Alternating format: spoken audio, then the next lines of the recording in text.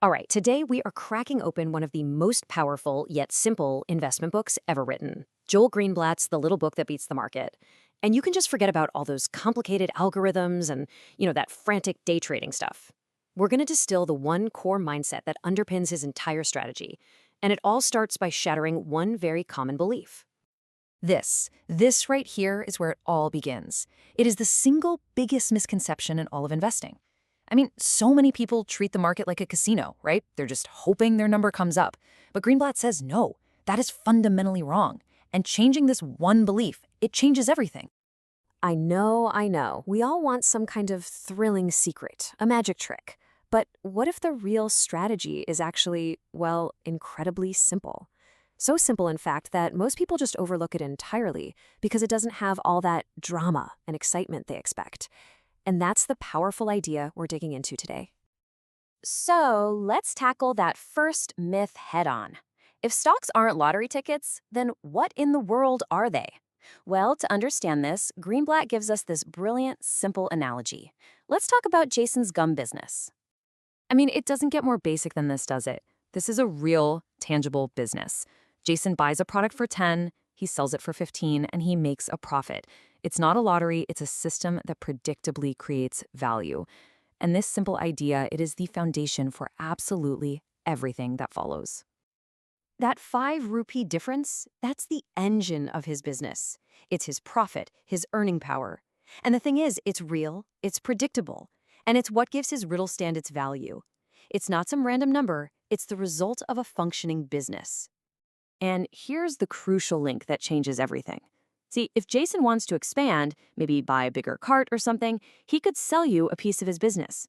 Now, when you buy that piece, you're not just getting a slip of paper. You are becoming a part owner, and you're entitled to a share of every single profit his gum business makes from that day forward. And that is exactly what a stock is. It's an ownership stake. So your ultimate success, it doesn't depend on those squiggly lines on a chart. It depends on how well that underlying business performs over time. Are they selling more gum? Are their profits growing? That's what really matters. So you've really got two mindsets at war in the market. On one side, you have the trader, who's glued to the screen, just reacting emotionally to every little tick of the price. But on the other side, you have the owner. The owner calmly focuses on what's real, the business's health and its long-term value. Greenblatt's whole philosophy is about moving you from the left side here to the right. Okay, so once you start thinking like a business owner, the next big myth just starts to crumble. And that's the idea that the price you see on the screen is the same as the company's actual worth. But as we're about to see, they are often two very, very different things. This is one of the most famous lines in value investing, and for good reason. The price, well, that's the emotional, fluctuating number the market gives you today. But the value, that's the true underlying worth of the business you just bought a piece of. The whole game is to always get more value than the price you pay. This true worth actually has a name. It's called intrinsic value. It's the real underlying value of the business. And here's the key insight. Price changes daily, but the business's actual value does not. Just think about it for a second. A great company's ability to make money doesn't suddenly drop by 10% overnight, but its stock price often does. And that gap, that's where the opportunity is. I love this analogy from the book. You wouldn't panic and sell all the milk in your fridge just because the store put it on sale for a day, would you? Of course not. It's the exact same milk, it's just at a better price. We need to think about great businesses in the exact same way. A price drop is a sale, not a sign that the business itself is broken. Okay, this chart shows the idea perfectly. See that tall, stable bar on the left? That's the intrinsic value. It doesn't really change much day to day. Now look at the other bars. That's the price, just bouncing all over the place based on emotion and news. Your entire job as an investor is to see the gap between the two and to buy when that crazy price drops way below the stable value. So why does the price bounce around so much if the value is so stable? Well, that brings us to our third and final myth, the idea that the market is some logical, rational place. It's not. In fact, it's way better to think of the market as a person, a very moody, very emotional business partner, a total drama queen. Yeah, the market isn't a calculator. It's a collection of millions of humans driven by fear and by greed. During recessions, everyone is terrified. During bull runs, they're euphoric. They follow the herd, They overreact to headlines, and they sell good businesses for silly prices just because they're panicking. And this irrationality, that's what creates the gap between price and value. And this, right here, is the punchline. For the investor who stays rational, who focuses on the business value, all that market craziness isn't a risk, it's an opportunity. When Mr. Market is having a full-blown panic attack and offering to sell you his wonderful businesses for pennies on the dollar, you don't panic with him. You just say thank you, and you happily take the bargain. So, we've busted the myths. Stocks are not lottery tickets. Price isn't the same as value, and the market is definitely not rational. And when you put all of that together, the real path to building wealth becomes incredibly clear. It isn't some secret formula. It's a fundamental shift in mindset. So, what does this all mean you should do? Well, the entire philosophy boils down to these 3 simple steps. Step 1, figure out what a good business is actually worth. Step 2, wait for the emotional market to offer you that business at a bargain price. And step 3, which is often the hardest part, just be patient and let time and the business do all the heavy lifting for you. If you take only one thing away from all of this, let it be this equation. Find a good business, buy it for less than its true value, and give it time. That is the engine of wealth creation. It's simple, it's kind of boring, and it is unbelievably effective. And that brings us to the final question for you. When you look at your own portfolio, or when you think about the market, are you acting like a calm, patient business owner, or are you just reacting to the daily noise and the emotional mood swings of the market? The answer to that question will pretty much determine your entire journey. Let me ask you something. What do you think is the biggest threat to your investment portfolio? A market crash? A bad economy? Well, what if I told you it's none of those things? The real threat is your own brain. Today, we're diving into the psychology of investing and figuring out how to conquer that emotional roller coaster that costs so many people so much money. Okay, so let's try a little thought experiment. I want you to imagine that the entire stock market is your business partner. But this isn't just any partner. This guy is incredibly moody, he's wildly unpredictable, and honestly, he's a little bit unhinged. So how on earth do you deal with a partner like that? Well, it turns out the legendary investor Benjamin Graham actually thought about this a lot. And he came up with one of the most powerful mental models in all of finance. He gave this crazy partner a name. It's time for us to meet Mr. Market. So here's the deal. Every single day, Mr. Market shows up at your door, and he makes you an offer. He'll either buy your shares from you, or he'll sell you some of his. But here's the catch. The prices he quotes have almost nothing to do with the real value of the business. Nope. They're based completely on his mood, whether he's feeling euphoric or terrified or just plain bored. So what's this guy really like? Well, he's emotional. He's totally irrational. He changes his mind on a dime. But, and this is absolutely the most important part of this whole idea, he never, ever forces you to trade with him. You can always just smile, shut the door, and ignore his crazy offers. And right there, in all that emotional chaos, that's where you find your opportunity. See, when he's ecstatic and jumping for joy, he'll offer you ridiculously high prices. That's a great time to maybe think about selling. And when he's depressed, panicking, and convinced the world is ending, he'll offer to sell you fantastic businesses for pennies on the dollar. And that, my friends, is the perfect time to buy. Which leads us to the one single golden rule for dealing with Mr. Market. You do not get swept up in his mood swings. You don't follow his crazy lead. Your one and only job is to recognize his emotional state and use his irrational offers to your own advantage. He serves you, not the other way around. Okay, so Mr. Market's daily mood swings really represent one side of the market's personality, that frantic, short-term noise.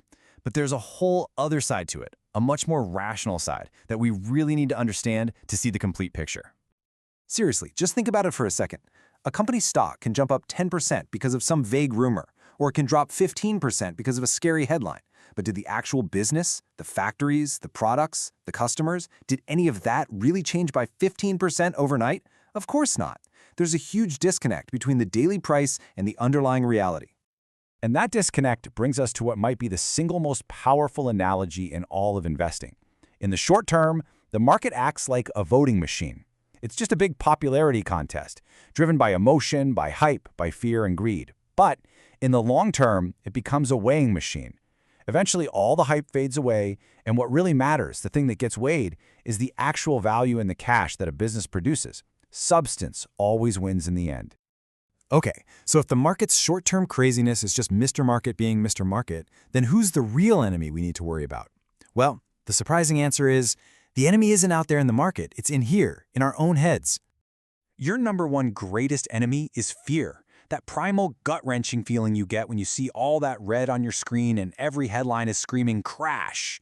That instinct is hardwired into our DNA to keep us safe from, saber-toothed tigers, not to help us manage a retirement account. And what does that fear scream at you to do? Sell! Get out now before it goes to zero! It convinces you to panic and sell a wonderful business that you believe in, locking in a real loss, all because Mr. Market is just having a temporary temper tantrum. And then, on the flip side of that fear coin, you've got its equally dangerous twin, greed. This is that classic FOMO, the fear of missing out. It's that intoxicating pull of a stock that just seems to go up and up and up. So what does greed whisper in your ear? Get in now before you miss the rocket ship. It makes you throw your research out the window and just chase what's popular. You end up buying at the absolute peak of excitement, right when Mr. Market is his most ecstatic, which is usually right before it all comes crashing back down to earth. So how in the world do you defeat these two powerful enemies inside your own mind? Well, the answer is discipline. But discipline isn't something you're just born with. It's a muscle you have to build. And for a lesson on how to do that, we're going to turn to a pretty unlikely teacher, the Karate Kid. Do you remember Daniel San's training with Mr. Miyagi? It was mind-numbingly boring, right? Repetitive, it seemed totally pointless. Wax on, wax off, paint the fence. He had absolutely no idea how these simple, monotonous chores were ever going to teach him karate. Well, the investing equivalent is shockingly similar. The real secret to building long-term wealth isn't some complex, super exciting strategy. It's doing a few simple and, kind of boring things over and over again. You buy good businesses, you do it when Mr. Market offers you a cheap price, and then you wait. And here's the tough part. Just like Daniel, you're not going to see the results right away. In fact, for months, maybe even years, it can feel like nothing is happening, like it's not working at all. But all that boring, disciplined repetition, that's what's quietly building the muscle memory, the foundation for true mastery. So this all leads us to one giant conclusion. In a world that's absolutely obsessed with finding the next hot tip or the most complex strategy, simple, boring discipline, that's not just a good habit, it's a genuine superpower. When you look at why most investors don't get the returns they should, it all comes down to this. They're looking for excitement, they're treating the market like a casino, they absolutely hate waiting, they panic the second things go down, and they're glued to their screens checking prices every 5 minutes. In short, they lack discipline. Look, your greatest advantage in the market isn't a higher IQ or a faster computer. It has nothing to do with a secret formula. Your biggest edge is your own psychology. It's the ability to just stay calm and be patient when everyone else around you is losing their minds. Just look at this number for a second. 90%. Let that sink in. What could that possibly represent? It represents the sheer scale of the opportunity in front of you, if you can just master your own mind. That's right. That's the percentage of other investors you are positioned to outperform over the long run if, and it's a big if, you can simply control your own emotions. If you can learn to ignore Mr. Market's daily drama and just stick to a disciplined plan. That's the incredible power we're talking about. So let's end with this one final thought.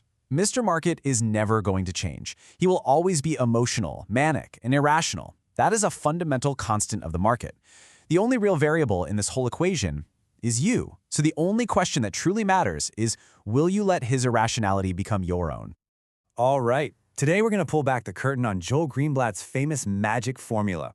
It's an investing strategy with one simple but powerful goal: to take our own worst enemy, our emotions, completely out of the equation. But first, let me ask you something. Have you ever gotten caught up in the hype and bought a stock right at its peak? Or maybe sold everything in a panic the second the market started to dip? Look, if that sounds familiar, you are definitely not alone, and you're about to see why a disciplined system might just be the answer you're looking for. Okay, so let's dive right into our first section, the emotional traps of investing. Because, before we can really appreciate the solution, we first have to get a really good handle on the problem this whole formula was designed to solve. What's really fascinating is just how universal these mistakes are. We are all basically hardwired to chase what's popular, to fear losing way more than we enjoy winning, and to want results like yesterday. It's these gut reactions, these emotional impulses that are precisely why most everyday investors actually end up underperforming the market. So, what's the antidote to all that emotional chaos? Well, that brings us to Section 2, the two-part magic formula. And the beauty of this whole strategy is really its simplicity. It all boils down to two fundamental ideas. Buy good companies and buy them at cheap prices. That's it. And this right here gets to the heart of the whole philosophy. The goal is to create a repeatable system, a set of rules that forces you to invest in high-quality businesses only when they're on sale. It's designed to remove your ability to mess things up with guesswork or fear. So how do we define a good company? The formula uses a metric called return on capital, or ROC for short. Just think of it as a report card for how efficient a company is. For every single dollar a company invests in itself, building new factories or creating software, how much profit does it actually generate? A high ROC tells you you've found a really high-quality, well-run business. And what about that cheap price part of the equation? For that, we use something called earnings yield. Now, this is a super powerful tool that kind of flips the familiar PE ratio upside down. It tells you, straight up, how much profit the business is making compared to its stock price. A high earnings yield means you're getting a ton of earning power for your money, a true bargain. So you've got these two pillars, right? And they're working together. Return on capital looks inside the business at its quality. Earnings yield looks outside at the stock market's price tag. The real magic happens when the formula finds stocks that score high on both. A fantastic business trading at a bargain bin price. So, that's the theory, but how does it actually work in practice? Let's get into Section 3, where we'll cover how you actually find these stocks using this simple, repeatable process. Believe it or not, the process is incredibly straightforward. You start by filtering out certain types of companies where these metrics don't work as well. Then, you just rank all the other stocks based on both return on capital and earnings yield. You buy a basket of the top 20 or 30, you hold them for 1 year, no tinkering, and then you just repeat the process. No gut feelings, no hot tips, you just follow the system. Now, I know what you're thinking. This all sounds almost too easy, doesn't it? And that brings us to what might be the most critical section of this entire explainer. Section 4, the hardest part. Because the real challenge isn't understanding the math, it's having the pure psychological discipline to actually stick with it.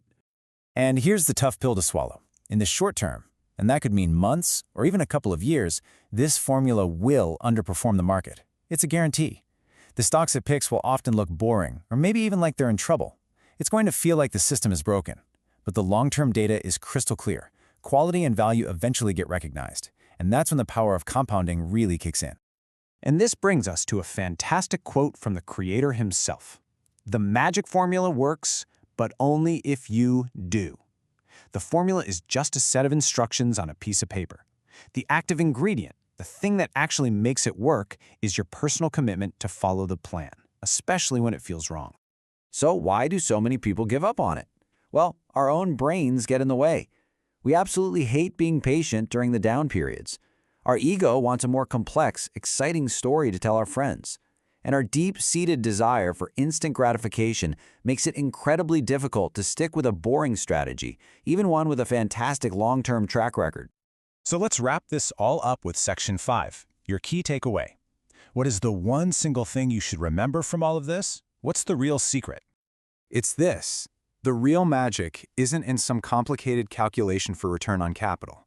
The secret sauce is discipline. The formula is just a tool, a clever machine designed to enforce that discipline. It's there to protect you from your own worst emotional impulses and keep you locked in on a sound, long-term plan. So we'll leave you with the final question to think about. In a world that is constantly screaming for faster, newer, and more exciting, could it be that a fundamentally boring and patient strategy is the very thing you need to finally unlock your financial goals? All right, let's talk about a fascinating, kind of weird paradox. We're looking at a brilliant investment system that's actually designed to fail. And it turns out that failure is exactly what makes it so powerful. I know, it sounds totally crazy, right? Well, let's dive in. So just imagine for a second, what if there was a cheat code for the stock market? A really simple, mechanical formula that could consistently outperform the so-called experts, all the talking heads, and just cut through all that emotional chaos. It's a pretty tempting idea, and it's exactly what we're going to explore.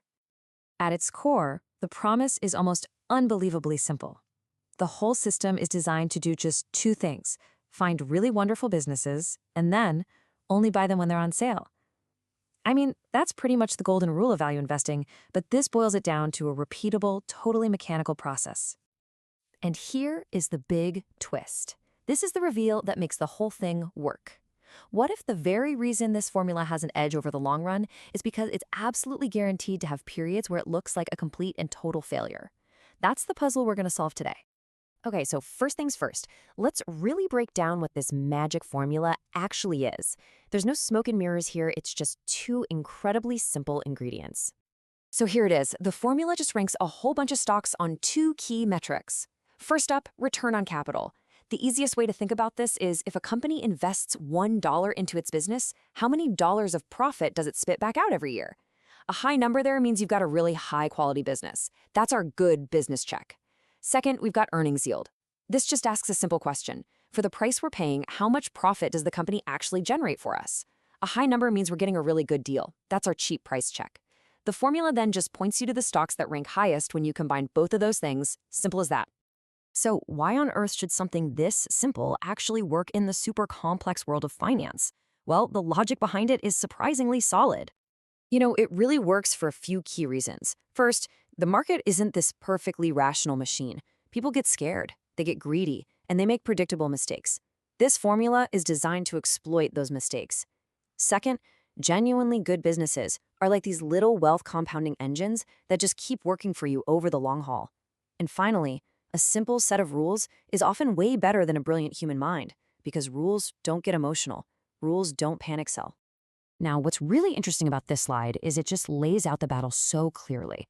On the left, you've got your typical investor, driven by hype and news and fear. And on the right, you have the formula. It's just calm, detached, and disciplined. It's a system that's literally designed to counteract all of our worst instincts as human investors. Okay, but now for the part that everyone wants to pretend doesn't exist.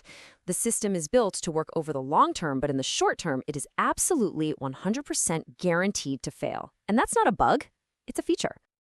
And hey, don't just take my word for it.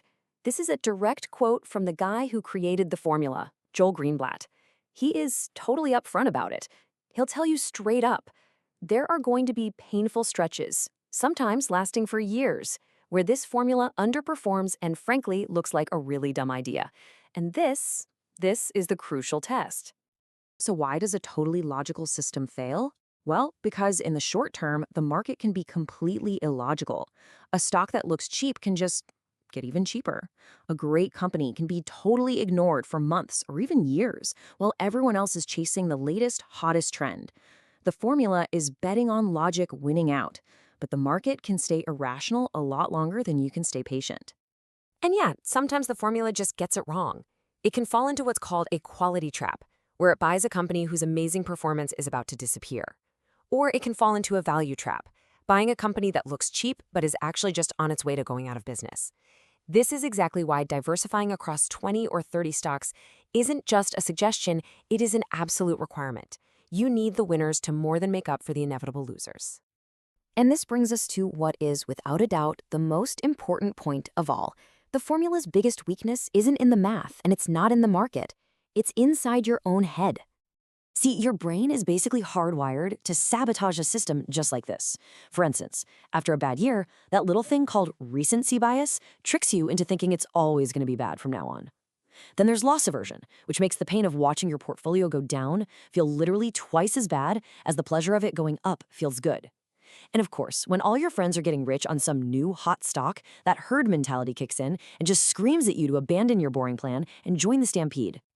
Greenblatt just puts it perfectly here. The math works, the logic is sound, but it is all completely useless if your emotions make you quit the strategy at the worst possible moment, which, by the way, is usually right before it's about to start working again. So, if the formula is designed to fail sometimes, and our brains are basically designed to hate that failure, how does this all come together? Well, this is where we get to the core brilliant insight. This is it. This is the entire secret, the key that unlocks the whole thing. The formula works because it's uncomfortable. Those painful periods where it's not working, they aren't a flaw, they are a feature. They're a filter designed to be psychologically really, really difficult to stick with. I mean, think about it.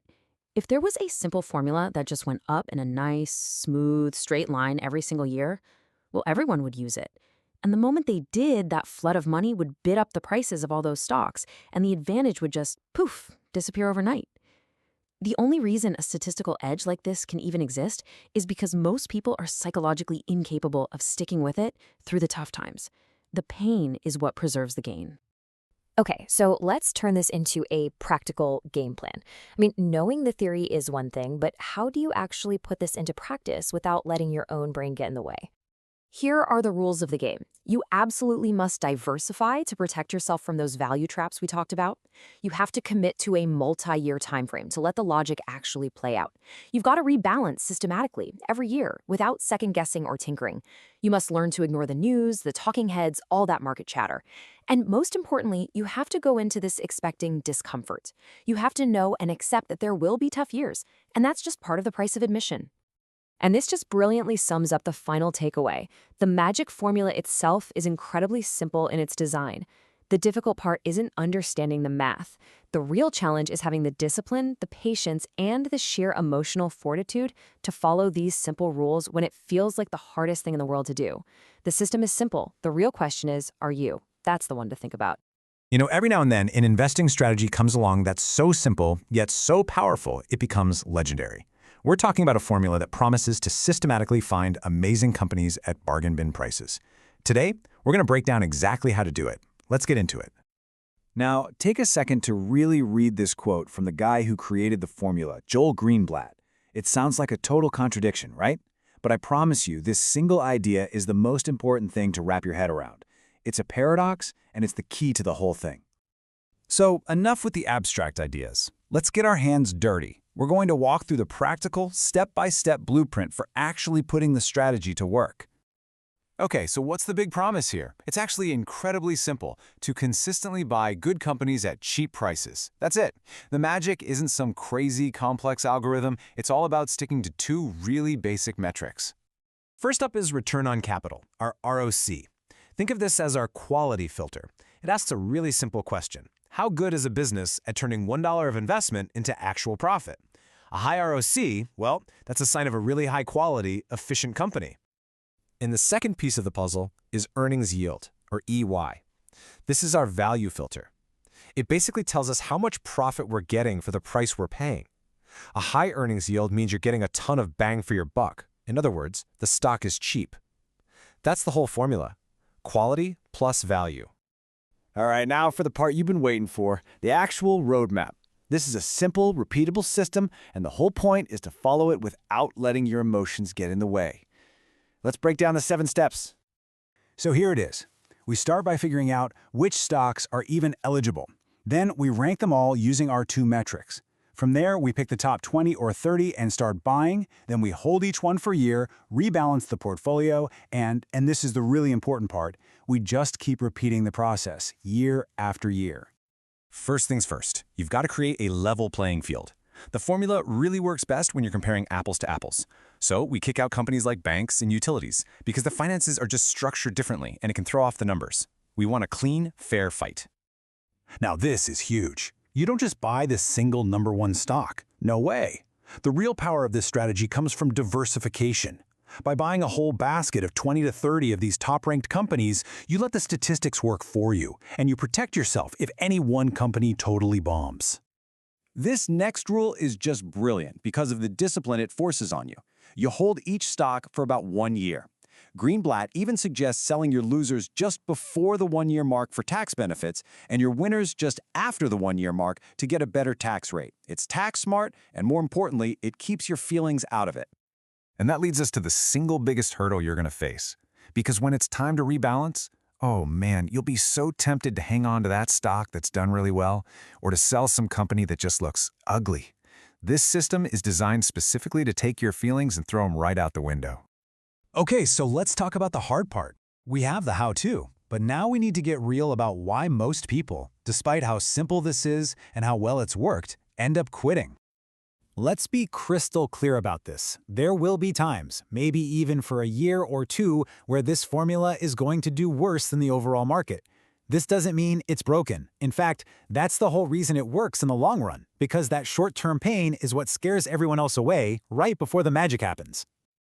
So you have to ask yourself and be honest, could you really watch your portfolio underperform the S&P 500 for a whole year, maybe even 2, and still have the guts to stick with the plan? This right here, this is the psychological test. It's what separates the winners from the quitters. This is the battle that's going to be raging in your head. On one side, you've got the cold, hard, data-driven rules. On the other, you've got that little voice, that gut feeling telling you, nah, skip that weird company, or hey, let's chase that stock everyone's talking about. The second you give in to that voice, your edge is gone. And look, these are the usual suspects. Impatience, ego, thinking you're smarter than the system, getting distracted by all the noise on the news, and just plain forgetting that this is a marathon, not a sprint. These are the 4 horsemen that will try to wreck this strategy for you. It's not about mastering finance, it's about mastering yourself. So if the edge isn't about being a financial genius, then what is it? Well, this last section gets to the real heart of the philosophy that makes this whole thing tick. Here's the first big lesson. You do not need some complicated, jargon-filled strategy to win at investing. In fact, the data is pretty overwhelming on this. A simple, rules-based approach like this one consistently beats the pants off of the vast majority of highly paid professional money managers. I absolutely love this quote from Greenblatt. Wall Street wants you to think investing has to be this super complex thing only they can understand. But being sophisticated and being successful are 2 totally different things. The goal isn't to sound smart, it's to get results, period. And that brings us to the ultimate point here. Your real advantage, your true edge in the market. It isn't a higher IQ. It's not a fancier spreadsheet. It's your discipline. It's your ability to follow the rules, especially when it feels uncomfortable. That is the one superpower most people just can't copy. This quote says it all, doesn't it? It's the promise and the warning, all rolled into one. The payoff isn't going to come every month or even every single year, but over a lifetime of investing, the combination of a solid formula and just unwavering discipline, well, that's pretty much unbeatable. So if we had to boil this whole thing down to a single equation, this is it. You take quality companies, you buy them at valuable prices, and then you add the secret sauce, a whole lot of patience and a strict commitment to the rules. That, right there, is the recipe for success. And that leaves us with one final and honestly the most important question. The system is here. The logic is solid. The path is laid out for you. The only thing left in the equation is you. The real challenge was never about beating the market. It's about beating that emotional, impulsive investor inside yourself. Can you do it?